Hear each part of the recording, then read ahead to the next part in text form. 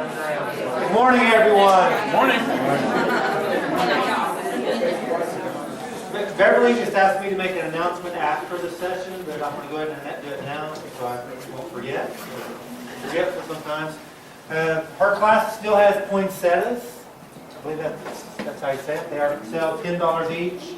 I believe they're beautiful, and they'll be delivered on Thursday. Is that correct? Where are you at, Beverly? Right there back. She snuck out. Welcome to our Lunch and Learn.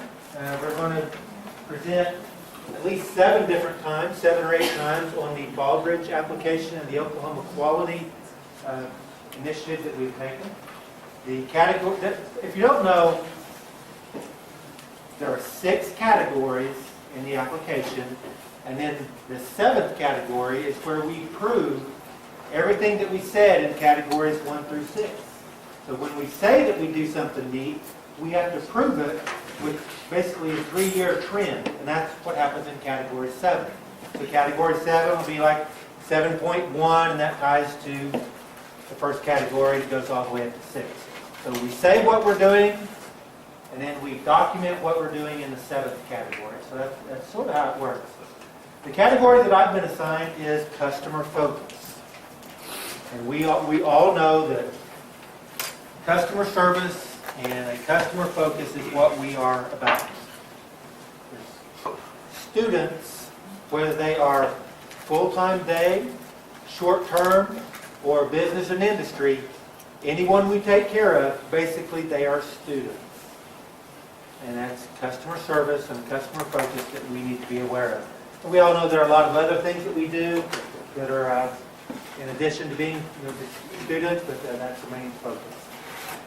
As employees of Tri-County Tech, we need to remember that a customer focus and quality customer service should always be a priority. I want to start off today's presentation with an example of a true quality employee who lives this belief even when he's on vacation.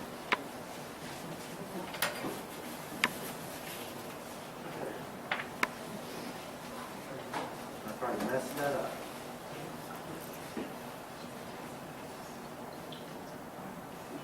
Not an absence of any kind.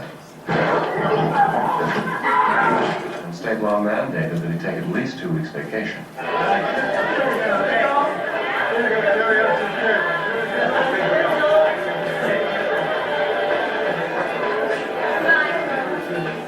Now, I know he didn't want to go, but I'm sure he's having a great time down there.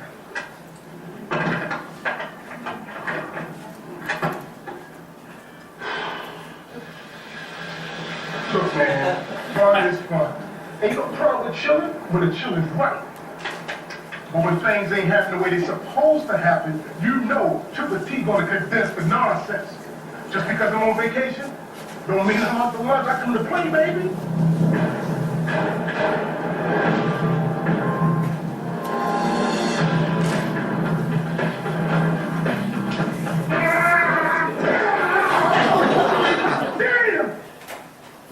Justin, I ordered those eggs 40 minutes ago. Don't make me spam you again, son.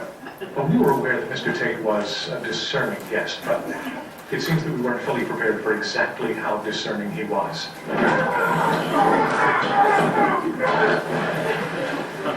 Truly, I've never seen anything like it. During his stay here, our hotel was never more efficient.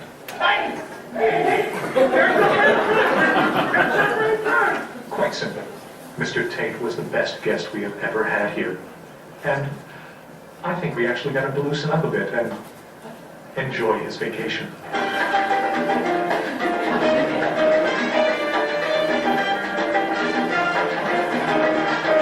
Of course, it goes without saying, Mr. Tate is welcome back here anytime.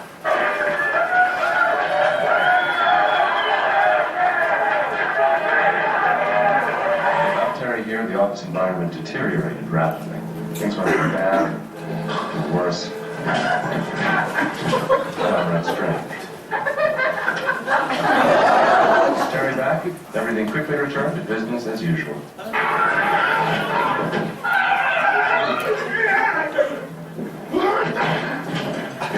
Give me going! I'll be here! Wow! I just pray it's another 1,000 days before we have to do without him again.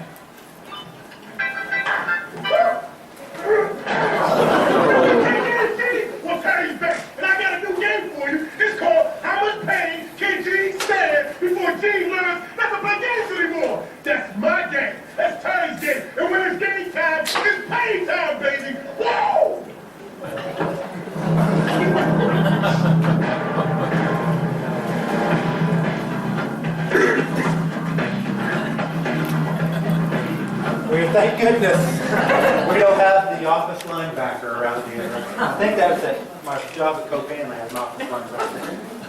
Felt like. In all seriousness, customer service and the customer focus should be a main priority for Tri-County. This particular category only has a few questions, but they're pretty broad in the things that we need to cover. You didn't tell me that.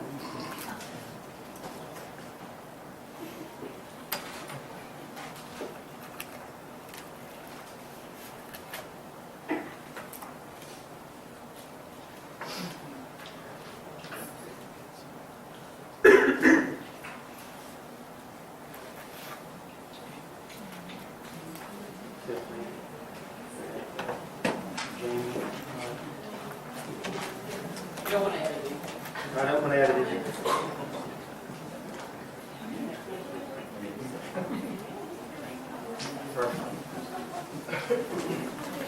You guys can tell I'm not the one to put this together. I dumped this on Jamie late yesterday afternoon. She said she could help me with it, and I thought she'd just throw it right together, but late in the day, and got to her too late, and today I had a bunch of drama going on with students. Anyway, here we are. Customer focus.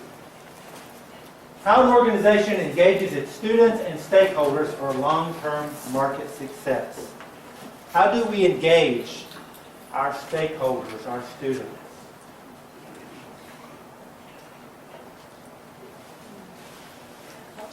How about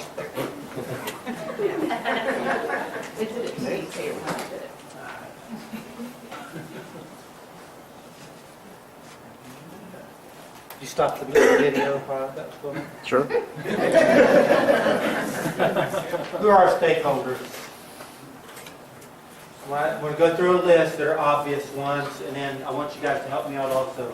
Our stakeholders are our partner high schools, all of our students, no matter what level they are, business and industry, higher ed, our community members, the Oklahoma Department of Career Tech, our parents, and our employees. Who else might be some of our stakeholders? Taxpayers. Taxpayers, employers, that's right. Those who employ our students are also our stakeholders. How the organization listens to the voice of its customers, students, and stakeholders, builds customer relationships, and uses customer information to improve and identify opportunities for innovation. That is what Category 3, or customer focus, is about. The voice, when these questions are specifically out of the criteria, and how it asks us, and then this is what we will answer. How do you obtain information from your students and stakeholders? We do a ton of things. You guys are probably, you get tired of seeing some of it. We listen to current and potential customers and stakeholders and provide satisfaction or dissatisfaction information from them. We are going to examine listening mechanisms for varying groups, student groups, stakeholder groups, market segments, and the stages of the relationship within the organization. How do we get that information? We just had a major initiative on campus last week or the week before, the Tech Centers that Work site visits. From those Tech Centers that Work visits, we're going to look at the responses that team gives us on things that we do well and things where we have opportunities for improvement. And if those who are in the faculty, they already know this because we've met with them. But for the rest of you that are staff, we had an outstanding report from the Tech Centers that Work site visit. We do a lot of great things. Obviously, we will always have areas that we can improve upon, but overall, we do a lot of good things. That's a reflection of us and you guys, all of us here at Tri-County Tech. The teacher surveys, the student surveys, and the site visit, we look at the best places to work data. We've applied 3 years now. We have 3 sets of data or feedback reports where we can look at things that we do well and things that we need to improve on. Our school is accredited by the North Central Accreditation Agency. We get a report from them every 5 years, and then we have to do a report in the middle of that, where we get data back from them again. We do the same thing with the State Department of Career Tech, a 5-year reaccreditation. All of our programs are accredited through the Career Tech. We'll get a report back from them. Every semester we do student satisfaction surveys. At least that's for full-time, where our faculty will get reports back from their students on how they are doing. We get that at the end of each semester. For the foundation that we've really kicked off and really have it going strong now, I believe it was 2 years ago, we did a feasibility study to see if our community could even handle a big push for growth in our foundation. Focus groups. If you guys remember, it's been about 7 years ago, we had a focus group, and I believe there were 16, it's in the teens, 16 or 17 different groups where we hired a consultant to come in and ask those groups in an anonymous type environment, what does Tri-County do well? How can they improve? What do you see as needs? We gather all this information and we put it to use. You guys have advisory boards. Every work group probably has an advisory board. You meet with them, you listen to them. They tell you what's needed out in the community. The Oklahoma Quality Commitment Application feedback. Social media. We get a lot of Facebook things, Twitter things. We evaluate that 7 days a week. We monitor it 7 days a week. Your program evaluations. The teachers all have small learning communities where they are divided up into small groups, and they serve as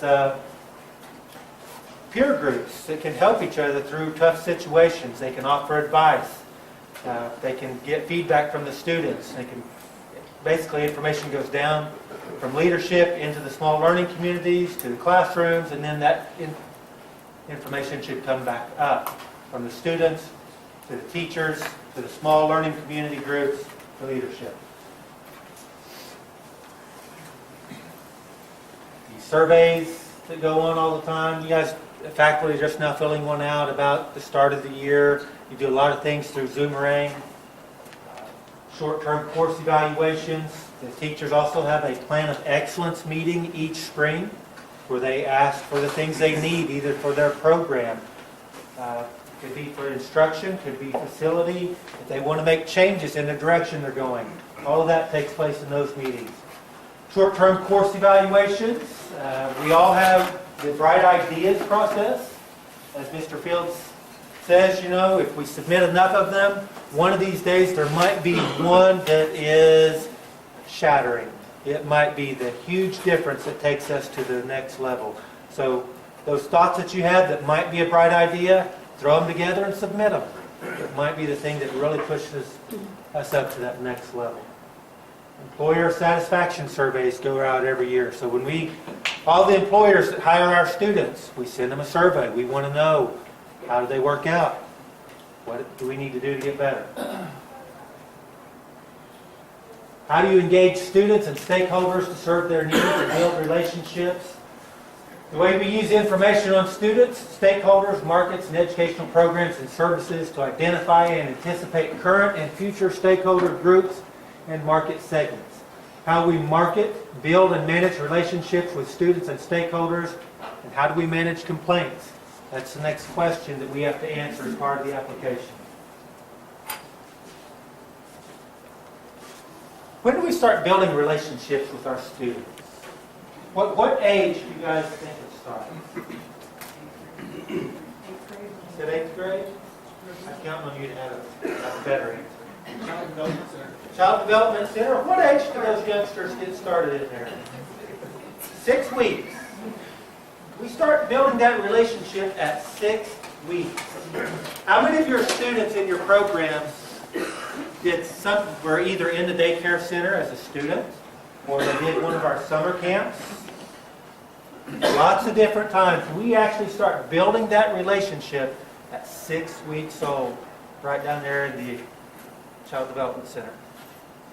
We carry that on through elementary with our different programs. In the 8th grade, we start doing we start providing testing for all of the schools that we can so that we'll get those 8th graders on our campus.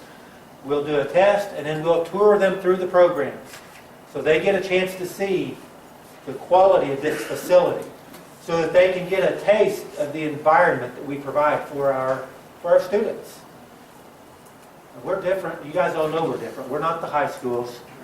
They choose to be here, and we want them here, and we provide a very different environment. We want those kids to get a taste of that. We want them all to want to be here. So beyond the 8th grade, we hit them real hard in the 10th grade. We start visiting their schools. We start bringing them on campus. We have a big tour day. Corinne and her staff work really hard in providing accurate information to those students. They make a choice to be here. We get them enrolled. We do everything we can. And once we get them here, we take care of them. We start recruiting adults. We started doing a few more things at night. Next slide. Specific relationship building examples. One of the greatest things that I think we've done to build our relationships was really Corinne's idea, and that was requiring our high school parents to attend enrollment finalization so that you can sit down face to face with them and you can tell them the neat things that you do. We have them come out and visit us during a parent or a family connect night where we get them on our campus, where we show them how neat we are, tell them the good things that we do. How many of you remember the poverty simulation a few years ago? So those of you who are new, about 4 years ago, we did a simulation where we all were assigned a role, whether it's a single parent, or a young kid, or someone who's been laid off, or someone whose house is burnt down. And then we had to go to these different agencies. Other people were assigned tasks to basically role play. And it seemed that no matter what department you went to, they couldn't help you. So you walked up and you asked for assistance for housing. Well, you're at the wrong place. So they send you across town and you get to the next place and they're closed for lunch. So I would say most of us got to experience some of the frustration that a lot of our customers feel when they deal with us. And I think our customer service went up. You know, it wasn't just a person standing across from you. And people really took that next step on trying to help someone understand or trying to provide the service that they needed. The Small Learning Communities, which is also the Black Box Project. We've heard a lot of things mentioned about that. It's that group of people relying on each other to better serve our students. Staff serving as mentors. We're all building relationships. Program champions, where there's quite a few of us on campus that go out and help in our programs with subbing or being a chaperone on a field trip or asking your students questions about information for college or whatever it might be. How about the 1,201 public service activities that we as a staff participated in last year? It's pretty amazing, isn't it? Almost 4,800 hours of community service that Tri-County Tech performed last year. That's amazing. That is building relationships. That's customer service. That's a customer relationship that we are already doing. The rebranding of the Strategy Center to make it a lot more than just a business development center. To put it out there, to make it as big of an entity as it deserves to be, to really take it to the next level. Complaint management. This is where I wanted to have a little funny video, but I couldn't find anything where just someone comes in and complains, slap them down the line. Whatever it might have been, I couldn't find anything. And I was on a crunch time. What do we do with complaints? What do you guys do? Someone comes in and complains to you. Try to help them. If you can fix it at that lowest level, that's the best thing that can happen. First thing, we get written complaints sometimes through social media.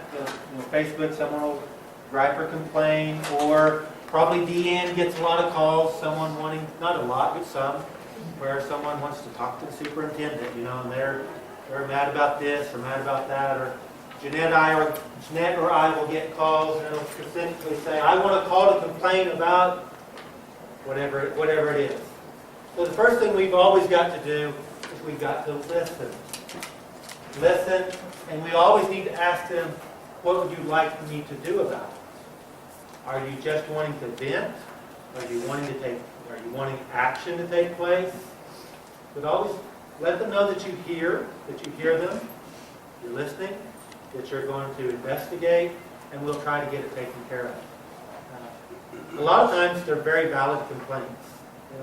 None of us are perfect. We've probably all said something, and it's just like shutting your keys in the car, that as soon as it goes out of your mouth, you're like, oh, I wish I hadn't said that.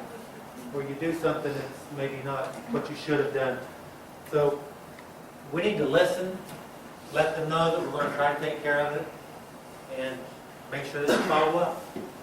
You can't tell people what you're going to do. You can't talk about individuals. We all are personnel. We can't talk about those things, but we always let them know that we'll investigate. And we'll do our best to make sure that something is done.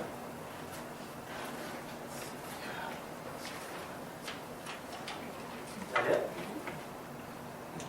All right, student and stakeholder complaints are dealt with on an individual basis, depending on the severity and/or nature of the complaint.